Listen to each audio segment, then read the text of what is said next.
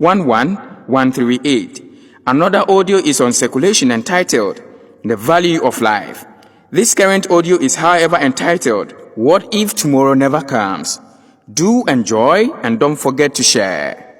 We were once like you, and you will soon be like us. These are the words written at the entrance of one of the cemeteries in Europe. When you consider the words carefully, it appears as though the dead are communicating with the living, who visit the cemetery to either bury a corpse or visit their dead relatives. The subject of death and salvation have been discussed extensively right from the first century. This audio seeks not to address the same problem, but to look at another gaping hole with respect to death. I once chanced on a post on Facebook, and I think it's worth sharing. This is what it says. The house where I lived was about to be seized just because I could not pay the rent. I posted my situation on Facebook and WhatsApp looking for help, but all I could get were 2 likes and 0 comments. So I sent 250 messages to my contact list requesting for a loan of 500 Ghana cedis. Unfortunately, only 10 people responded. 6 out of the 10 people said they could not help me, and only 1 out of the 4 who promised to help me gave me some money. The other 3 people gave me no excuse and never took my calls. In the end, I was ejected. I did not have a place to sleep. I walked in the dark looking for options, and unfortunately, a thief stole my empty wallet with my identity card. In his haste to get away from me, he crossed the road without looking. He was badly hit by a car on high speed without his body being identified. Only the wallet containing my identity card served as a marker. The news spread quickly the next day that I had died. 628 people posted on my Facebook wall how they knew me and how kind I was. A committee was formed by my supposed faithful friends who raised 9,000 Ghana cedis to feed people at my funeral. My work colleagues, who never existed while I struggled to pay for my rent, organized themselves and raised 7,500 Ghana cedis for my coffin, tents and chairs.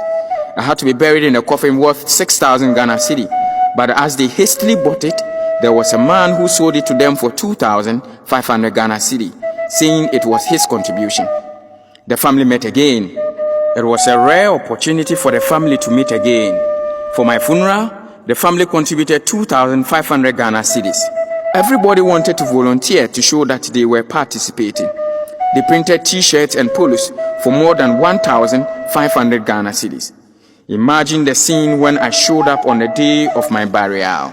In Ghana, Africa, and some parts of the world, people celebrate the dead more than the living.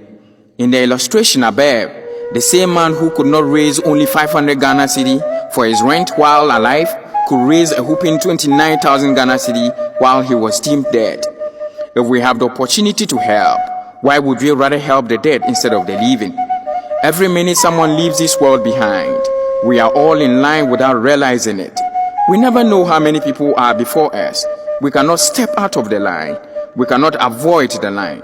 So while we wait in line for us to be served with death, make moments count, make priorities, make time, make your gifts known, make your voice heard, make somebody smile, make the change, make love, make up, make peace, make sure to have no regrets, and above all, make sure you are ready.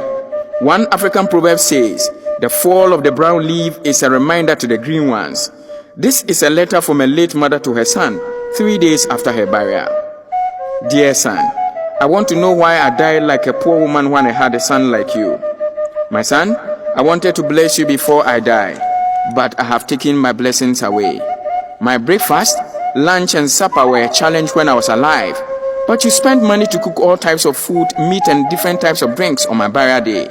Son, you chose to spread and rub my body with costly fragrance when I was using granite oil as my cream. You dressed my corpse with expensive clothes, while my clothes were in shreds and tatters while I was alive.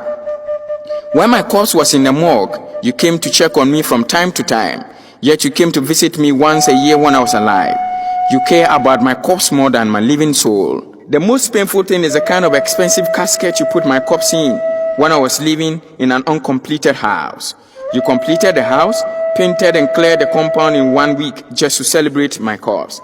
Now you wrote a tribute to me saying, Mama, I love you so much. Rest in peace. When I died with a broken heart. We must appreciate people and invest in them while they breathe and walk the earth. We must not postpone our help till tomorrow. What if tomorrow never comes? This audio is born out of genuine concern for neglect for our family and friends while alive, but will do everything under the sun to lavishly embellish their dead remains while they are gone. I'll finish this with some of the words of Garth Brooks' songs entitled, What If Tomorrow Never Comes? Sometimes late at night, I lie awake and watch her sleeping. She's lost in peaceful dreams, so I turn the light out and lay there in the dark. And the thought crosses my mind, if I never wake up in the morning, will she ever doubt the way I feel about her in my heart? If tomorrow never comes, will she know how much I loved her? Did I try in every way to show every day that she's the only one? And if my time on earth were true, and she must face this world without me, is the love I gave her in the past going to be enough to last? If tomorrow never comes, so tell that special person that you love just what you are thinking of. If tomorrow never comes, I believe it is time to polish that life you left neglected. It is time to rise up to touch the life you left unattended to all this while. As we usher in a new year, make the living count more. Touch lives in all places.